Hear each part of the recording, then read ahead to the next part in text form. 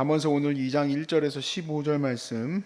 내 아들아 네가 만일 나의 말을 받으며 나의 계명을 내게 간직하며 내 귀를 기회에 기울이며 내 마음을 명철에 두며 지식을 불러 구하며 명철을 얻으려고 소리를 높이며 은을 구하는 것 같이 그것을 구하며 감추어진 보배를 찾는 것 같이 그것을 찾으면 여호와 경외하기를 깨달으며 하나님을 알게 되리니 대저 여호와는 지혜를 주시며 지식과 명철을 그 입에서 내심이며 그는 정직한 자를 위하여 완전한 지혜를 예비하시며 행실이 온전한 자에게 방패가 되시나니 대저 그는 정의의 길을 보호하시며 그의 성도들의 길을 보전하려 하심이니라. 그런즉 네가 공의와 정의와 정직 모든 선한 길을 깨달을 것이라. 곧 지혜가 내 마음에 들어가며 지식이 내 영혼을 즐겁게 할 것이요 근신이 너를 지키며 명철이 너를 보호하여 악한 자의 길과 패역을 말하는 자에게서 건져내리라. 이 무리는 정직한 길을 떠나 어두운 길로 행하며 행악하기를 기뻐하며 악인의 패역을 즐거워하나니 다 함께 그 길은 구부러지고 그 행위는 패역하니라. 아멘. 우리 한국 사람들만 아는 농담이 하나 있어요.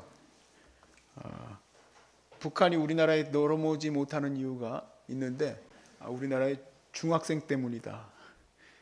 안 웃기세요? 중학교 애들 때문에 못 넘. 중2 애들 때문에 중학교 애들 중에서도 중2 애들 때문에 못 내려온다고 할 정도로 이 중학교 애들이 아주 무섭죠. 저도 이제 중학교 애들 데리고 사역을 한 6년 정도 해봤는데, 야, 얘네들은요 정말 의자가 이렇게 돼 있어도 완전히 침대. 예배드릴 때도 전부 고개 숙이고 있고 말할 때 나를 보고 있는 애들이 하나도 없어. 전부 누워 있고 말하면 듣는지 안 듣는지도 모르겠고 핸드폰만 보고 있고 밥 먹을 때도 핸드폰 하고 있고 차 타도 핸드폰 하고 있고 어디 가자고 그래도 대답도 안 하고. 근데 또 핸드폰으로 대답들은 또 잘해. 그죠? 무슨 뭐 물결 문의 뭐 그런 것들도 잘하고. 제가 이제 핸드폰으로 뭐 잘 지냈냐 하고 이렇게 보내면 또 그런 거 잘해. 근데 물어보면 또 대답은 안 해. 그게 중학교 애들이죠. 무서워. 걔네들은 이제 소위 사춘기고 이제 자아가 형성되어지는 과정 가운데 있어요. 그 자아가 형성되어져 가고 이제 어른으로서 성장해 가는데 그 어른으로서 되어져 가는 과정 가운데 있어서 가장 중요한 것이 하나 있는데 그건 하나님을 두려워해야 되는 거예요. 인생에서 가장 중요한 게 뭘까? 하나님 두려워하는 거예요.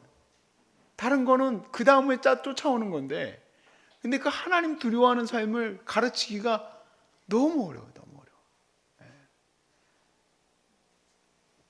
오늘은 그래서 그걸 어떻게 하면은 우리 자녀들에게 잘 가르칠 수 있을까?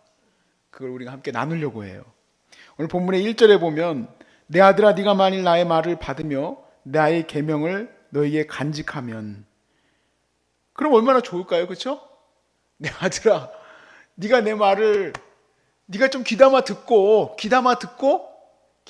뭘 귀담아 들어. 일로 들어와서 일로 나가지. 귀담아 듣고 내 계명을 네가 지키면 얼마나 좋을까? 이번 주 주일에 우리 그 주일 예배 때 소중한 사람들 서울역에는 원래 이게 일반 성도가 많지 않거든요. 근데 제가 사역 게시판에 공고를 냈어요. 그 유치부 전도사님 구한다고. 그걸 낼 정도로 갑자기 성도가 너무 많아져가지고 청년들도 한 7, 8명 돼요. 그래서 이제 그룹핑을 해줬어요. 물론 이제 저는 이제 만날 수가 없으니까 이제 요즘 세상은 정말 좋아요. 그냥 이렇게 스카이프 같은 걸로 다 알아서 이제 제가 리더 교육도 여기서 다 시켜요, 그냥. 네, 그렇게 할 정도로 너무 좋은 세상이 됐지만 아무튼 그래서 이제 청년들도 그렇게 이제 그룹핑을 하고 나눔을 갖고 그러는데 제가 또 굉장히 보수적이지 않습니까? 스타일이 예배 이런 거는 되게 보수적이잖아요. 그래서 주일날도 꼭 반드시 오후 예배까지 끝나야 이게 예배가 끝난 거거든요, 저는.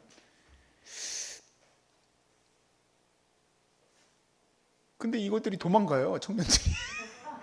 어디 이렇게 도망가. 그래서 제가 야 니네들 어디 가? 쌩글쌩글 웃고 이렇게 그냥 가려고 그래. 그래서 내가 그냥 잘 가라 하고 이제 빠이빠이 했는데 제 마음속에서는 그렇죠. 아이고 오후까지 이렇게 하나님 말씀 듣고 갔으면 하는 마음이죠. 근데 그게 쉽지가 않죠. 여러분은 오죽하겠습니까? 여러분도 얼마나 오죽하겠어요. 내가 생각하는 그 계명, 우리가 주의를 온전히 성수하는 것들을 네가 가지면 하나님 앞에 우리가 온전한 삶을 드리는 것이 얼마나 소중한지 안다면, 근데 그거 말하려고 가면 어떻게 해요? 뒤로 누워버리고 핸드폰만 보고 있고 이러고 있는데 어떻게 얘기하겠어? 그리고 얘기하면은 무슨 뭐 요즘에 이상한, 그걸 왜 꼰대라는 말이 있어가지고 어른이 당연히 얘기해 줄 수 있는데 뭐 얘기만 해준다 그러면 꼰대 같다, 뭐 꼰대짓 한다, 뭐 아빠는 꼰대 같다. 왜 아빠가 왜 친구 같아야 돼? 나는 옛날에는 나도 그 목표가 그랬어요. 아빠는 친구 같아야 된다. 나는 그런 생각이 있었다가 아니다. 왜 아빠가 친구 같아야 되지? 아빠는 자녀들을 바른 길로 인도해줘야지. 바른 길로 인도하는 사람이어야지. 내가 친구 같아가지고 뭐 할 거야? 같이 그럼 뭐 당구를 치고 다닐 거야? 뭐 탁구를 칠 거야? 어떻게 할 거야 내가? 우리 황이도 너무 늦게 나가지고 내가 몸이 힘들어요. 솔직히 그래요. 걔가 안아달라고 하면 계속 그래요. 아우, 또 그만 안아달라고 그러라고. 팔 잘라질 것 같아. 너무 힘들어. 걔가 나하고 친구하자고 하면 난 죽을 거야 아마. 축구하다가 나 다리 부러질 것 같아 잘못하면. 사실은 그 아이들에게, 우리 자녀들에게 하나님의 그 계명, 내가 이 바라보고 있는 이 말씀들을 들었으면 얼마나 좋을까. 근데 솔로몬도 그런 마음이에요. 너희가 들었으면 얼마나 좋을까. 2절 말씀에 네 귀를 지혜에 기울이고 네 마음을 명철에 둬야 한다. 지혜에 기울여라. 그러면 어떻게 해야지 이 지혜에 귀를 기울이게 하고 명철에 마음을 두게 할까? 저는 이 고민이에요. 사실 여긴 간격이 있습니다. 여기에 이제 본문에 나와 있는 건 아닌데 어떻게 기울이게 할까? 나는 오히려 여기에 더 관심이 생기더라고. 근데 내가 관심을 갖고 있는 거에 반드시 자녀도 관심을 갖게 돼 있습니다. 예를 들어서 세상의 원리인데 아이들 가르치는 거에 보니까 부모가 핸드폰을 계속 보고 있으면요, 그럼 아이들이 그게 중요한 줄 알고 걔네들도 핸드폰만 본대요. 우리 황이도 핸드폰 보는데 내가 핸드폰만 보고 있나? 그런 건 아니네요. 그렇지는 않지만 그래도 우리 아들 황이가 내 고마운 게 하나 뭐가 있냐면 얘는 예배를 계속 보니까 놀아도 예배하고 놀아요. 마이크 들고, 저 여기 다 영상도 다 있어요. 막 뭐 예배를 인도에 지가 막 주여 주여 막 이러고 주여 주여 하고 기타 치면서 또 주여 하고 놀고 맹모 삼천지교라고. 근데 얘는 예배 드리는 곳에 있으니까 예배 드리는 게 그의 놀이야, 놀이. 예배 드리는 게. 여러분이 관심 갖고 있는, 마음속에 깊이 관심 갖고 있고 여러분이 바라보고 있는 지향점이 자녀의 지향점이 될 수밖에 없습니다. 하나님을 더욱더 갈망할 수 있길 바랍니다. 하나님을 더욱더 바라보면 얼마나 좋은지 몰라요. 저희 그 부모님하고 저하고는요 되게 행복한 관계예요. 사실 왜 행복한 관계냐면 우리 부모님이 바라보고 있는 지향점과 또 그분들이 가고자 하는 그러한 마음들이 하나님을 향해 있는데 저는 그것을 어떻게든 본받고 싶어 하거든요. 어떻게든 저 정도 될 수 없을까? 왜 나는 저 정도 기도를 못할까? 나는 왜 우리 환우들을 위해서 저 정도까지 기도를 왜 못해줄까 하면서 낙심하고 다시 기도하고 더 하나님 앞에 나를 세워달라고 기도하는데 이게 행복한 관계 아닙니까? 행복한 관계잖아요. 그분들이 그냥 평생 그걸 바라보니까 그걸 쫓아가는 거야. 물론 중간에 사춘기처럼 삥 내가 돌아가고 있을 때에는 그때는 그거가 좋은지 안 좋은지 몰랐지만 결국에 인생에서 내가 다시 돌아갈 길은 하나님밖에 없잖아요. 이 지혜가 뭘까? 저는 이 지혜에 대해서요, 막 정말 무슨 뭐 소크라테스의 지혜처럼 그런 지혜라고 생각했던 적도 있었었는데 이 지혜가 방향을 갖고 있는 것은 바로 뭐냐면 하나님을 두려워하는 거예요. 하나님을 경외하는 거예요. 3절에서 5절 말씀을 한번 보세요. 지식을 불러 구하며 명철을 얻으려고 소리를 높이며 은을 구하는 것 같이 그것을 구하며 감추인 보배를 찾는 것 같이 그것을 찾아라. 열심히 그 지혜를 찾아가라. 진짜 바른 게 무엇인지 찾아가라. 그럼 거기서 무엇을 발견하느냐? 여호와를 경외하는 것을 깨닫게 될 것이다. 그곳에서 하나님을 알게 될 것이다. 정말 바라봐야 될 것은 하나님을 두려워하는 일이라는 거예요. 그래서 제가 서두에도 말씀드렸지만 가장 중요한 것은 우리 다음 세대나 저희가 깨달아야 돼, 저희가 붙들어야 될 가장 중요한 것은 하나님을 두려워하는, 하나님을 경외하는 거예요. 여러분, 유대인들이 정말 부자가 많죠. 그래가지고 유대인들이 잘 되는 사람들이 많아서 책이 많이 나와 있어요. 뭐 탈무드는 뭘까, 뭐 유대인들의 자녀 교육법 뭐 이런 거 해가지고 이런 게 많이 나와 있습니다. 저도 그런 책들 많이 보고 그랬었는데 남는 게 하나도 없어요. 사실은 기억나는 것도 없어. 그러면서 사실은 이 말씀을 보면서 제가 한 가지 마음에 생각한 게 있어요.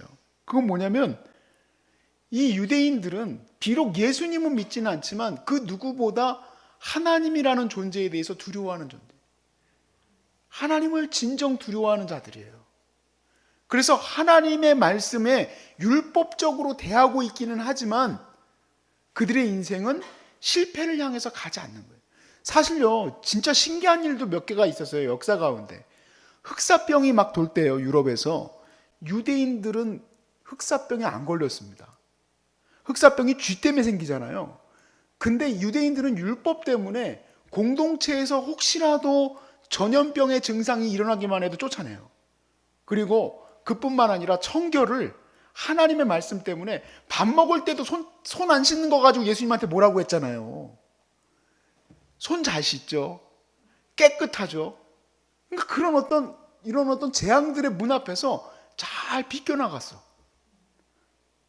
근데 그런 것들의 그 기본 중에서도 여러 가지가 많이 있는데 이 사람들은 특별히 어려운 일을 당하고 있는 유대인들을 돕는 거는요, 발 벗고 나서요.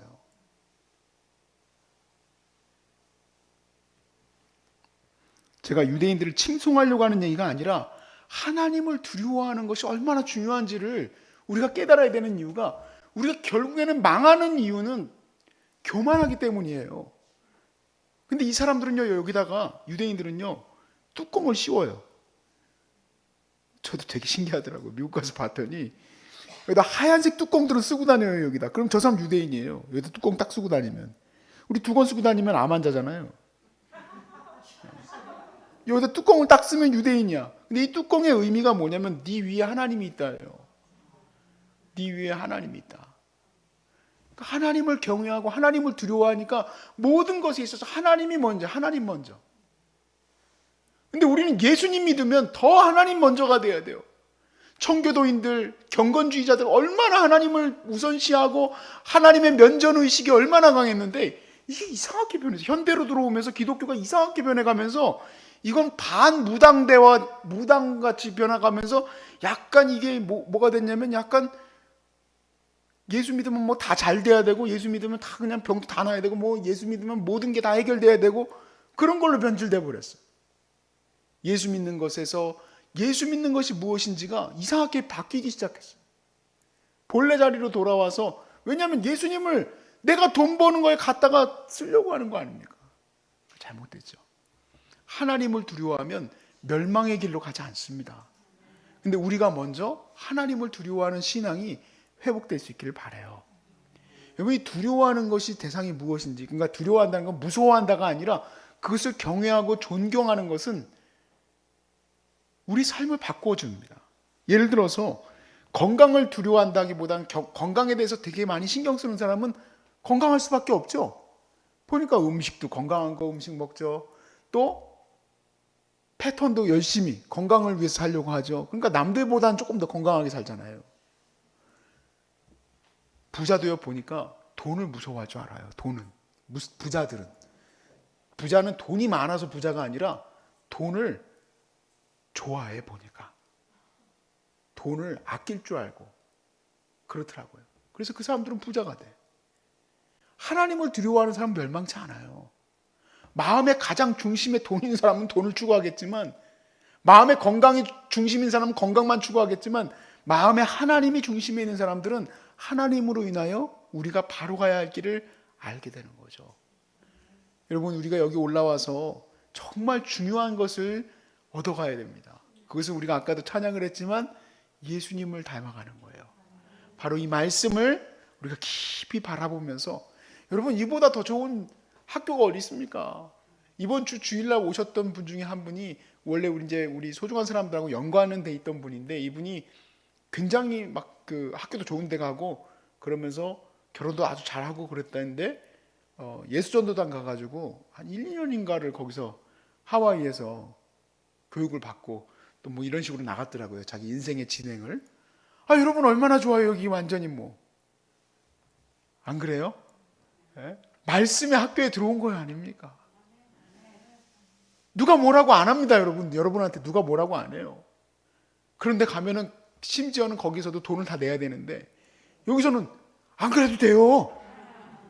여기서는 열심히 건강도 세워가고, 또 그리고 중요한 건 말씀 바라보면서 하나님을 두려워함, 즉 예수님을 닮아가는 모습으로 변화되어지면 여러분 모습 똑같이 닮아서 여러분 자녀들 세대도 예수님 닮은 모습으로 바뀌고, 돈 물려줘 봐야 소용없어요. 기업 물려줘 봐야 소용없어요. 그거 별로 날 거 없어요. 오늘 남양유업 회장 사직했더라고요. 막 울면서. 난 그거 사건을 이번에 조금 알게 됐어요. 그러면서 그 선대 회장님의 그런 어떤 그 남양유업의 그런 어떤 정신도 제가 조금 읽게 되고 그렇게 됐었어요. 보니까 그 선대 그 분이 참 좋은 마음을 가지고 있더라고. 이분이 보니까 우리나라의 이 아이들이 일본의 그 분유는 아니고 뭘 갖다 이렇게 먹이고 그랬대요. 우리나라 그 부녀들이 젖이 안 나올 때, 그래서 안 되겠다. 우리 부녀들이 잘 먹을 수 있도록 분유를 만들어야 되겠다. 그래가지고 건강 아이들 그 우량아 대회도 하고 그랬던 창업주의 정신이 전혀 안 내려왔어. 그래가지고 보니까 무슨 손녀딸인가 걔는 또 무슨 마약을 또 하지를 않나. 그래가지고 막 울면서 인사하지 않습니까? 절대로 우리 후대들에게 기업을 물려주지 않겠다고.